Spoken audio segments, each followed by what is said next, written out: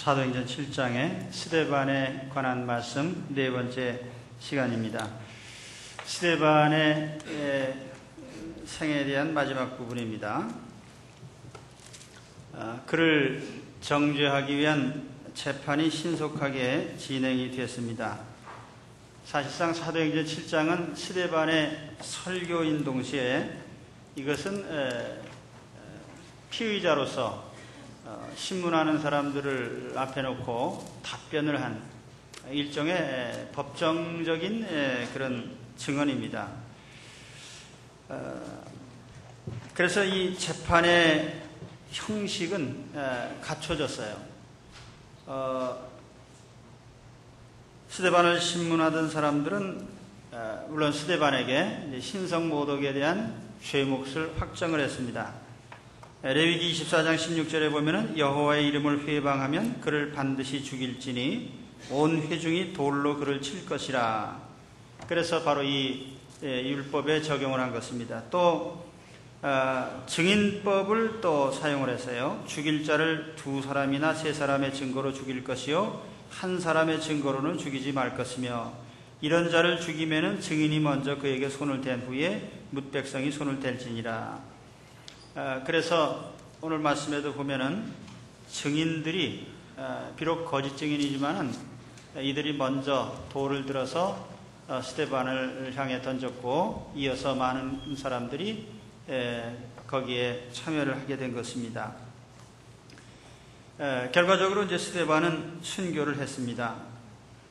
본문을 통해서 우리는 극단적인 두 종류의 사람을 볼 수가 있어요. 하나는 스데반을 돌로 쳐 죽이는 군중들의 모습이고 또 반대편에는 순교당하는 스데반의 모습입니다.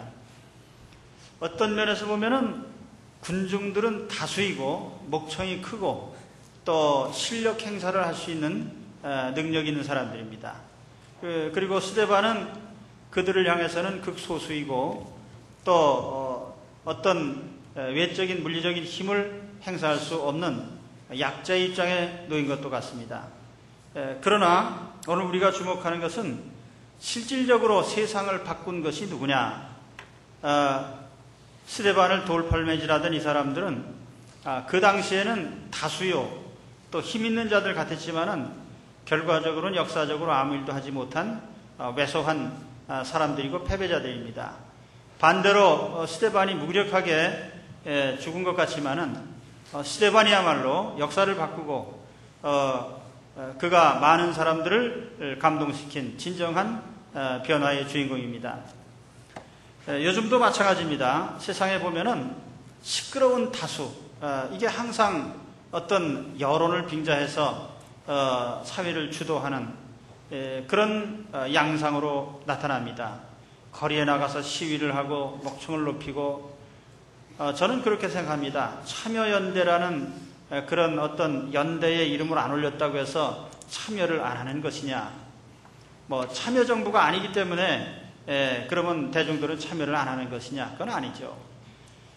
제가 볼 때는 떠드는 다수, 시끄러운 다수, 선동하는 다수보다 항상 말없는 스데반 같은 사람들에 의해서 역사는 움직여져 왔다는 것을 우리는 알아야 됩니다.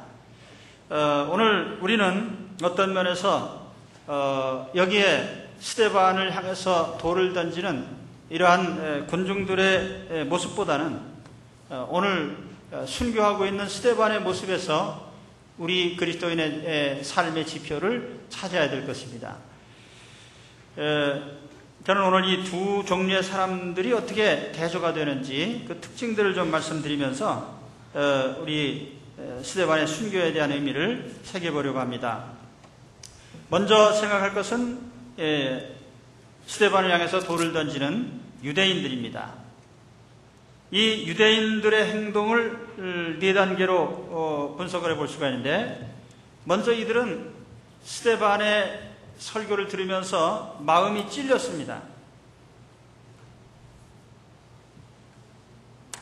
오늘 말씀에 마음이 찔렸다 54절에 저희가 이 말을 듣고 마음에 찔려 베드로와 다른 사도들에게 물어 가로되 형제들아 그들이 이 말을 듣고 마음에 찔려 그를 향하여 이를 갈거늘 이렇게 되어 있죠. 그 찔렸다는 이 디아프리오라고 하는 헬라어에는 두 가지 의미가 있습니다. 하나는 긍정적인 찔림이죠. 다시 말하면 찔려서 회개하게 되는 거예요. 그래서 사도행전 2장 37절에 보면은 저희가 이 말을 듣고 마음에 찔려 사도들에게 물어가로되 형제들아 우리가 어찌할꼬. 그래 결과는 뭡니까? 회개하게 된 거죠. 그런데 또 하나는 부정적인 찔림이죠. 분노의 찔림인데 5장 33절에 보면은 저희가 듣고 크게 노하여 사도들을 없이 하고자 할세. 오늘 말씀에도 그들이 이 말을 듣고 마음에 찔려 그를 향하여 이를 갈거늘. 설교는 두 가지 반응이 있습니다. 하나는 긍정적인 찔림이 있고 하나는 부정적인 찔림이죠. 저도 가끔 그런 소리를 듣습니다. 목사님 지난주에 설교하신 것은 저를 향해서 들으라고 하신 것 같더라고. 그러나 저는 설교 준비하면서 어느 한 사람을 염두에 두고 설교를 준비할 만큼 여유가 많은 사람이 아니에요. 그렇게 할 수도 없죠. 그러나 그 말을 하게 될 때에 저는 내심으로 생각합니다. 설교가 효과가 있었구나. 그냥 졸린 게 아니고 찔렸으니까 그게 좋은 찔림이든 나쁜 찔림이든. 그 다음 단계로 가면은 악한 사람들의 모습이죠. 이를 갈았습니다. 분노와 적개심의 표시입니다. 성경 읽어보면은 이를 간다는 말이 종종 나오는데 주로 누구냐 하면은 예수님을 대적한 사람들, 그리고 지옥에 있는 사람들의 특징입니다. 지옥에 있는 사람들은 성경 읽어보면 저희가 슬피 울며 이를 갈미 있으리라. 그러니까 지옥 사람들은 우는 거 잘하고 이 가는 거 잘해요. 그러니까 지옥에 가시려면 이가 튼튼해야 돼요. 그러니까 지옥에 가시려면 틀리하고 가시기 바랍니다. 치아를 수백 개 만들어가지고 밤낮 이를 갈아야 됩니다. 이를 가는 것은 분노의 표시이면서 적개심의 표시이기도 하고 공포와 고통의 표시이기도 합니다. 그러니까 지옥 사람들은 항상 두려움 속에서 이를 가는 거죠. 또 이를 가는 것은 마귀의 특징입니다. 그래서 귀신이 붙잡은 사람들을 보면은 이를 갈며 얼굴이 파리하얘지며 물과 불을 가리지 않고 뛰어드는, 이것이 이제 귀신 들린 사람의 모습입니다. 또 세 번째 단계로 보면은 소리를 지르며 귀를 막았다 이렇게 합니다. 소리를 지르며 귀를 막았어요. 소리를 지르는 것은 성악을 했다는 얘기가 아니고 내게 들려오는 소리를 듣지 않기 위해서 그보다 더 높은 다른 소리를 내는 거예요. 소음을 냈다는 뜻입니다. 우리 사회에도 보면은 다른 소리를 듣지 않기 위해서 자기 목청을 높이는 이런 소리들이 많습니다. 그래서 내 목소리는 높이고 또 귀는 막아요. 이제 스데반이 하는 그 설교 말씀이 하나하나가 이 사람들의 마음을, 유대인들의 마음을 찌른 겁니다. 그러니까 이 사람들이 더 이상 이제 못 듣겠다 이거예요. 귀를 막았어요. 귀를 막은 것은 정당한 하나님의 말씀을 정면으로 듣지 않겠다고 하는 표시입니다. 그리고 네 번째 단계로 가면은 드디어 자기들에게 바른 말씀을 들려주는 스데반을 향해서 그를 성 밖으로 끌어내서 돌로 쳐 죽이게 됩니다. 이 전형적인 군중재판의 형태이죠. 이성은 없고 분노만 있는 이런 모습. 그래서 우리 역사상에도 보면은 근대사에서 공산혁명이 일어날 때 보면은 그 평소에 참 악감정을 가지고 있던 사람들이 분노를 표시하고 그래서 수많은 사람들을 갖다 죽이는 그 킬링필드에 가서 보면은 안경 쓴 사람, 손이 깨끗한 사람 다 잡아 죽인 거예요. 공부한 사람 다 잡아준 거예요. 예, 적개심이 가득 찼어요. 사람들을 모든 불행은 너 때문이다. 그래서 갖다 죽인 겁니다. 어떤 면에서 보면 이것이 세상 사람들의 본래 모습이다. 그렇게 우리가 볼 수가 있어요. 세상 사람들의 본심이다. 그게 남이 잘 되는 거 달갑지 않고 그저 내가 못 사는 거 다 남의 탓이고 그래서 이런 사람들이 내건 구호는 항상 사회가 주범이다. 그럼 자기는 사회 구성원이 아닙니까?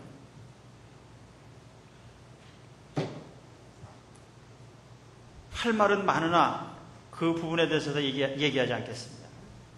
오늘 말씀 두 번째 부분에는 그러면 스데반은 어떤 모습인가? 첫째로 스데반은 성령 충만합니다. 성령 충만한데 제가 은혜 받은 것은 스데반이 일이 잘 풀리고 배가 부르고 편안해서 성령 충만한 게 아니고 지금 돌에 맞아 죽는 순간에 성령 충만한 거예요. 우리는 내가 일이 잘 되고 형통할 때는 성령 충만한 것 같다 그렇게 자기가 말합니다. 그러나 일이 잘 안 되고 고난이 다가오고 병들고 그러면은 내게서 성령이 떠났나 보다 그렇게 생각을 합니다. 이게 판단이 틀린 거죠. 참 성도는요 고난의 순간에도 성령 충만합니다.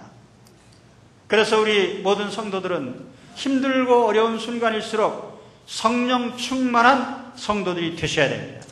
성령 충만한. 그래서 내가 순교하는 순간에도 돌에 맞아 죽는 순간에도 하나님의 성령이 나와 함께 하신다 하는 것을 믿으셔야 됩니다. 성령 충만한 성도들이 되시되 권고한 순간에 성령 충만한 성도들이 되시기 바랍니다. 그래서 사도 바울은 뭐라고 했냐면은 누가 우리를 그리스도의 사랑에서 끊으리요 환난이나 권고나 핍박이나 기근이나 적신이나 위험이나 칼이랴 기록된 바 우리가 정일 주를 위하여 죽임을 당케 되며 도살할 양같이 여김을 받았나이다 함과 같으니라. 그러나 이 모든 일에 우리를 사랑하시는 이로 말미암아 우리가 넉넉히 이기느니라. 할렐루야. 도살할 양 같은 처지에 있어도 하나님의 사랑을 의심치 않고 누가 나를 주의 사랑에서 끊겠느냐. 이게 성령 충만한 사람의 모습입니다. 그리고 두 번째로 스데반은 하늘을 바라보았습니다. 유대인들은 분노하면서 사람을 보고 땅을 보고 세상을 보고 그러나 스데반은 위를 향해서 하늘을 바라봤어요. 하나님을 향해서 눈을 위로 향한 것입니다. 오늘 우리 성도들은 하늘을 바라보는 사람들입니다. 그래서 스데반이 뭘 봤습니까? 하늘이 열리는 걸 봤어요. 거기 예수님께서 계신 걸 봤습니다. 예수님이 앉아 계신 것이 아니라 서 계신 것을 봤습니다. 예수님이 거기에서 스데반을 향해서 면류관을 들고 내가 잠깐만 견디면 내가 너에게 면류관을 주겠다. 우리 주님의 승리의 면류관을 들고 격려하시는 주님의 모습을 바라보는 것입니다. 여러분 하늘 위에 있는 예수님을 보시기 바랍니다. 나를 바라보고 계시는 예수님. 사도 바울은 일평생 자기가 하늘나라에 갔다 온 것을 마음에 품고 살았어요. 고린도후서 12장 읽어보시면은 바울은 셋째 하늘에 올라갔다 왔다. 제일 높은 하늘에 올라갔다 온 사람이에요. 그런데 바울은 그것을 마음에 품고 남에게 얘기하지 않고 그는 늘 그것을 마음에 품고 그것을 바라보며 살았어요. 그러니까 바울은 평소에 뭐라고 했느냐. 내가 차라리 이 땅을 떠나서 우리 주님의 품에 있으면 좋겠다. 그러나 하나님께서 나에게 이 일을 주셨기 때문에 내가 세상에 더 살아서 주의 일을 해야 되겠다. 땅을 바라보는 사람들은 항상 원망하고 불평합니다. 남의 탓을 합니다. 그래서 너 때문이야. 너만 없어지면 돼. 없어져라. 하늘을 바라보는 사람은 그렇지 않습니다. 거기에는 주님이 나를 바라보고 계세요. 위를 바라보시기 바랍니다. 사람을 바라보지 마세요. 저는 대학 다닐 때 항상 제 숙제가 뭐였냐면은 좀 학점 잘 받은 것도 없고 별 신통한 생활을 못했지만은 그래도 내 인생의 과제는 뭐냐면은 이 사회의 부조리와 불평등을 어떻게 해소할 것이냐. 이게 나의 숙제예요. 요즘 청년들 보면 어떻게 하면 취직 잘하나 그런 생각만 하는데 인생을 좀 그릇하게 살아야 됩니다. 그래도 내가 대통령은 아니라도 그런 큰 주제를 가지고 고민을 하고 그거를 내가 감당을 못하니까 할 수 없이 술집에 가서 술을 마시면서 이걸 어떻게 풀까? 시시한 생각 안 하고. 그럼 나는 항상 나라와 민족을 생각하는 사람이다. 그러면서 사는 거지. 그럼 나는 자칭 품이 있고 거창한 생각을 하고. 그래서 제가 그 러시아 소설들을 읽어보면은 그 러시아 혁명 일어나기 전에 러시아 사회의 모습들 있잖아요. 지주들은 밤낮 파티를 열고 거들먹거리고 불란서 문화를 즐기고, 그런데 농민들은 죽으라고 고생하면서 겨우 목숨을 부지하는. 그런데 그때 제가 70년대에도 보면은 우리 사회가 아직 덜 그렇게 발전했기 때문에 그 사회적인 모순들이 많잖아요. 한쪽엔 부자들이 있고 한쪽엔 가난한 사람이 있고, 이걸 어떻게 해소할 것이냐? 그 고민하다가 역시 우리도 혁명밖에 없다. 러시아 혁명, 그것도 우리도 해야 되겠다. 그래야 사회를 바로잡지. 근데 혁명은 그냥 밤낮 두들겨 맞고 어디 가다 보면 막히고, 그래서 불만을 토로하는 거예요.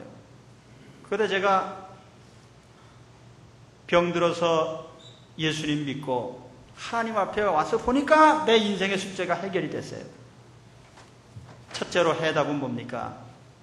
인간 세상의 모든 것은 인간이 해결할 수 없는 것이라는 겁니다. 인간 사회의 부조리와 모순이라는 것은 인간의 죄악성 때문에 나타나는 자연스러운 결과이죠. 그건 누구를 탓할 수도 없어요. 인간이 죄인인 것 때문에 나타난 하나님의 징벌입니다. 그러니까 어느 사회든지 불평등과 이 모순이라고 하는 것은요, 사회 체제가 아무리 바뀌어도 거기 나타나는 거예요. 지금 평등 사회를 만들겠다고 한 김일성 사회를 보세요. 북한 집단에 보면은 한 사람은 외제 승용차를 수백 대씩 끌고 다니고 한 사람, 나머지 국민들은 굶어 죽고. 이게 모순이 아니에요. 땅을 바라보면 비전이 없고 희망이 없고 절망이고 불평등과 모순으로 가득 찬 이것이 지상의 세계예요. 그러니까 우리는 어디를 바라봅니까? 하늘을 바라봐야 돼요. 저는 하나님을 알고 나서 너무나 많은 숙제가 해결이 됐습니다. 그러니까 나는 리포트를 쓸 필요가 없어요. 나는 이제 고민하지 않아도 돼. 왜냐하면 이 역사를 하나님이 움직이고 계시니까 우리는 하나님 손에서 해답을 얻어야 됩니다. 위를 쳐다봐야 돼요. 땅을 쳐다보면 해답이 없어요. 여러분, 우리 그리스도인들도 요즘도 예수 믿는 사람들 가운데도 거리로 나서서 어쩌고 저쩌고 하는 사람들이 있는데요. 위를 바라보시기 바랍니다. 우리는 하나님을 바라본 사람들이지, 땅을 바라보고 사람들을 움직이고 그래서 세상이 바뀌는 거 아니에요.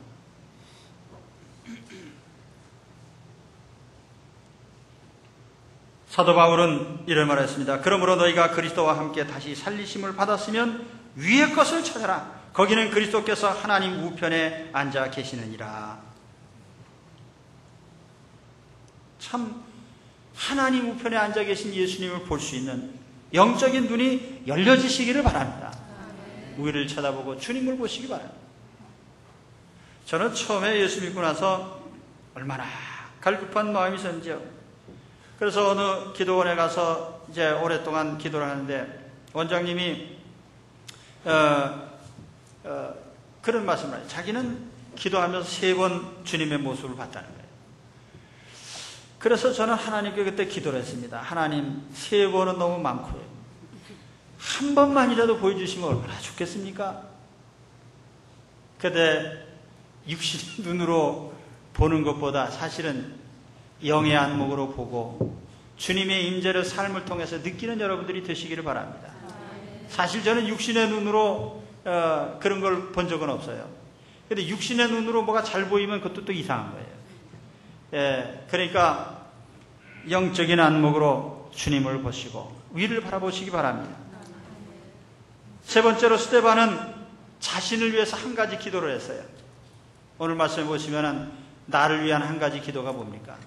여러분, 일평생에 내가 딱 기도 한마디만 요청할 기회를 주신다면 뭘 구하겠습니까? 하나는 너무 적다. 3가지 제목을 주신다면 그래도 내가 원하는 걸 좀 구할 텐데 하나만 구해라. 그러면 이건 뭘 구할까?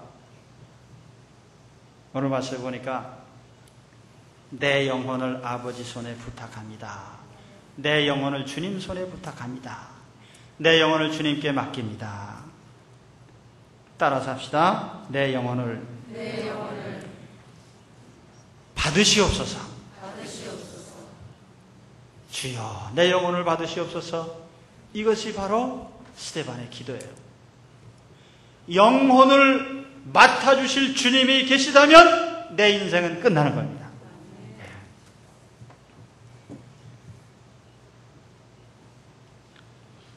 우리는 물론 이 세상을 떠날 때 주여 내 영혼을 받아주옵소서 하고 맡겨야 됩니다. 그러나 이 세상을 사는 동안에도 우리의 영혼은 항상 하나님께 맡겨져 있어야 됩니다. 내 영혼이 하나님 곧 생존하신 하나님을 갈망하나니 내가 어느 때에 나아가서 하나님 앞에 배울고 내 영혼아 내가 어찌하여 낭망하며 어찌하여 내 속에서 불안하여 하는고 너는 하나님을 바라라. 그 얼굴의 도우심을 인하여 내가 오히려 찬송하리로다. 예수님께서 십자가에서 하신 7마디 말씀 가운데 마지막 말씀은 내 영혼을 아버지여 내 영혼을 아버지 손에 부탁하나이다. 영혼을 하나님께 맡기면 세상에 걱정이 없습니다. 오늘 이 땅의 삶을 마감할 준비를 하시는 분들은 항상 이 가장 소중한 기도를 드려야 됩니다. 내 영혼을 하나님 손에 맡깁니다.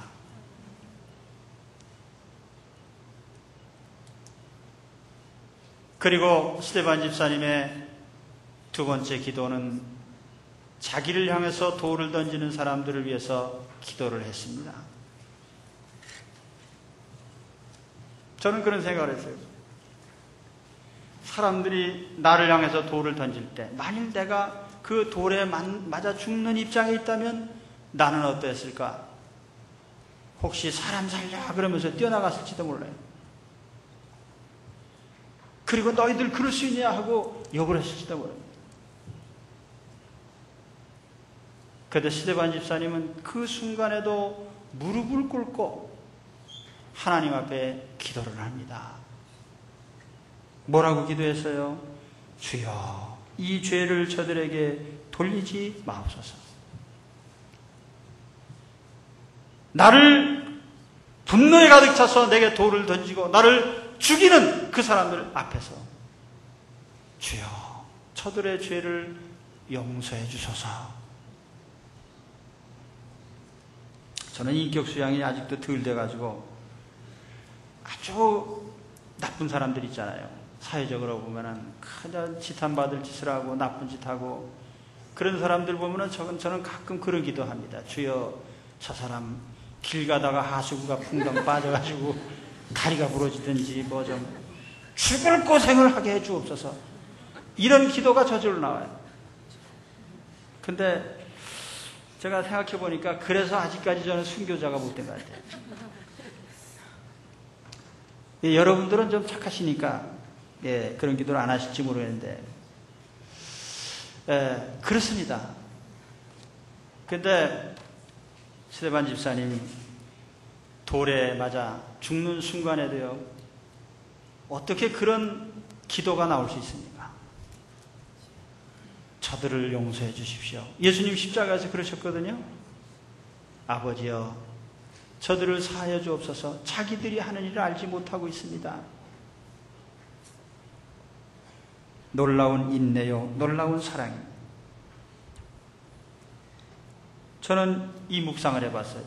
스데반이 이 기도했는데 응답이 됐을까? 됐습니까? 안 됐습니까? 응답됐어요. 해답은 조금 이따 나옵니다.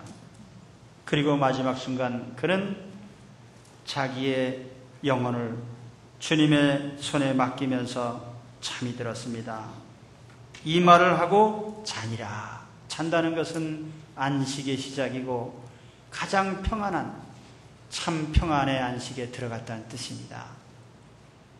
그는 이 땅에서 순교를 당했지만 고통에 들어간 것이 아니라 이제 진정한 안식의 삶을 시작했습니다. 참 순교자의 마지막 모습이죠. 우리는 누구나 다 하나님 품 안에서 안식을 하는 것으로 우리의 삶을 마감해야 됩니다.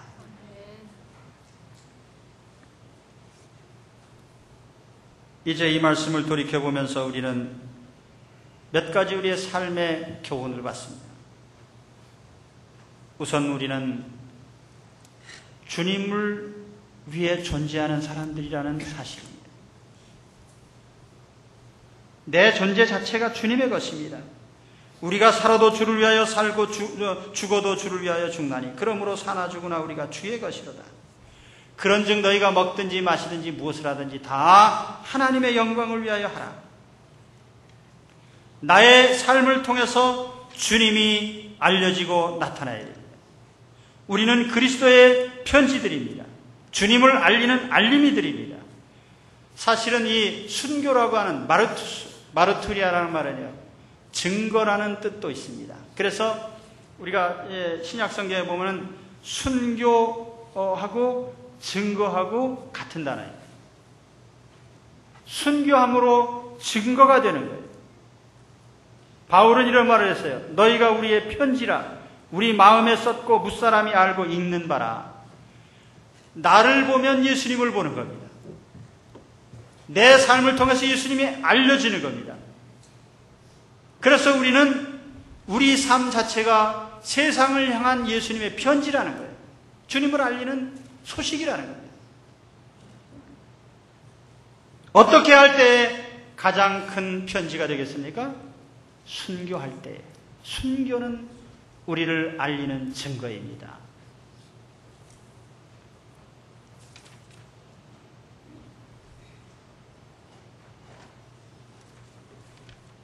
우리는 누구나 다 주님을 위해서 죽을 준비를 해야 됩니다. 죽음에는 여러 종류가 있죠. 자기를 위한 죽음도 있고 타인을 위한 죽음도 있고 죄값으로 죽기도 하고 희생의 죽음도 있고 또는 정말 죽고 싶어서 누가 나를 죽여줬으면 하는 그런 인생도 있고요. 그러나 성경은 우리 성도들의 죽음을 품위 있는 것으로 여깁니다. 왜냐하면 우리는 부활을 바라보면서 육체를 반납하고 우리 육체의 죽음도 그래서 의미가 있는 거예요. 성도의 죽는 것을 여호와께서 귀중히 보시는도다. 우리는 한 번 죽으면 이 땅의 삶은 마감됩니다. 그렇기 때문에 품위 있는 죽음을 죽어야 돼요. 주님을 위해서 죽는 것만큼 가치 있는 것이 없습니다. 우리 예수님을 위해서 죽는 사람들이 되시기 바랍니다. 기왕에 죽는 것, 주님을 위해 죽는 인생이 되자. 그래서 어느 때든지요, 내가 나를 위해서 죽는 것은 그다지 바람직한 것이 아니지만 항상 내가 주님을 위해서 죽어야지 라고 하는 각오로 사시기 바랍니다. 또 한 가지, 모든 성도들은 다 순교자들이기 때문에 우리는 순교를 해야 돼요. 그러나 다 돌에 맞아 죽을 수는 없는 거예요. 오늘 우리는 어떤 순교자들이냐? 살아있는 순교자들입니다. 로마서 12장 1절에 보면은 그러므로 형제들아 내가 하나님의 모든 자비하심으로 너희를 권하노니 너의 몸을 하나님이 기뻐하시는 거룩한 산제사로 드려라. 이는 너희에 드릴 영적 예배니라. 이 산제물이라고 하는 것, 영어로 하면 living sacrifice입니다. 살아있는 제물. 다른 말로 하면 살아있는 죽음. 이게 뭡니까? 살아있지만 예수님을 위해서 죽어 지내라는 거죠. 자아가 죽고 고집이 죽고 내 생각이 죽고 오직 주님만 살아있는. 그래서 내 삶을 통해서 예수님이 나타나요.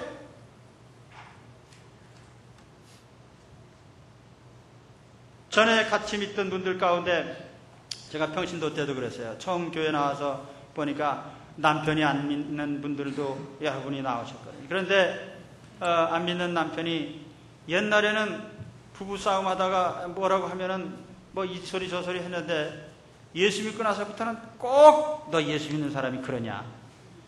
그래가지고 신경질터 난다는 거예요.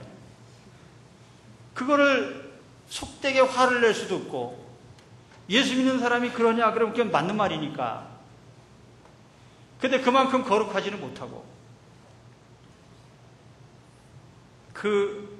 바로 그때 자존심이 죽고 내가 죽는 것이 리빙 세크리파이스, 살아있는 순교인 줄로 믿습니다.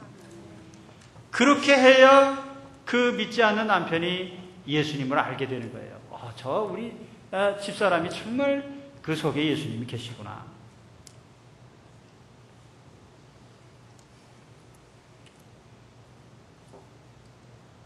내가 할 말 다 하고 내 주장 다 하고 나서 누가 전도를 받겠습니까?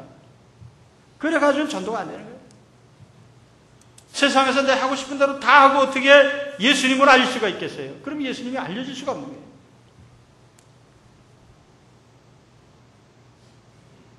아까 스데반의 기도 말씀드렸죠? 아버지여 저들의 죄를 용서해 주옵소서.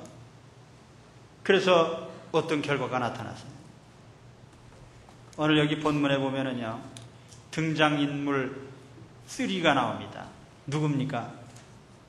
사울이죠, 사울. 이 사울이 누구예요? 나중에 회개하고 바울이 된 사람이에요. 아마 사울의 일생에, 물론 다메섹으로 가는 길에 예수님을 그가 목격을 했으니까 그때 그는 직접적인 변화를 겪고 회개를 한 건 사실입니다. 그러나 사울의 마음속에 충격적으로 다가온 것이 뭐겠습니까? 저 스데반이 저렇게 거룩한 죽음을 죽을 수 있겠는가? 저 죽음의 모습이 참으로 고상하도다. 어떻게 죽는 순간에 그런 기도를 할 수가 있겠나? 바울은 예수 믿고 나서 다 풀려졌어요.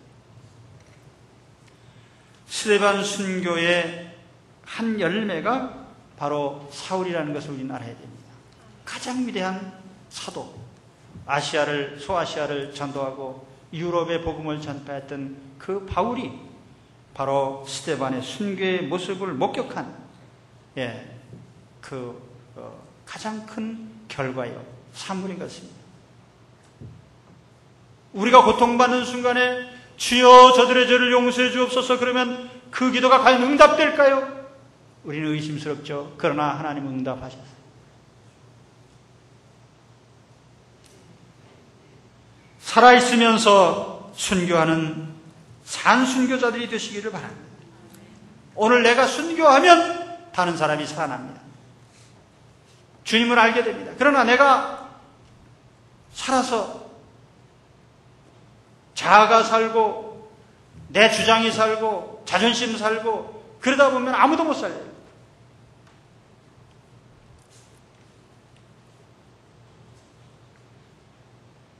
내가 살아있는 순교자가 됨으로써 주님을 알리고 참으로 소중한 영혼이 내 곁에서 살아나는 계기가 되시기를 바랍니다.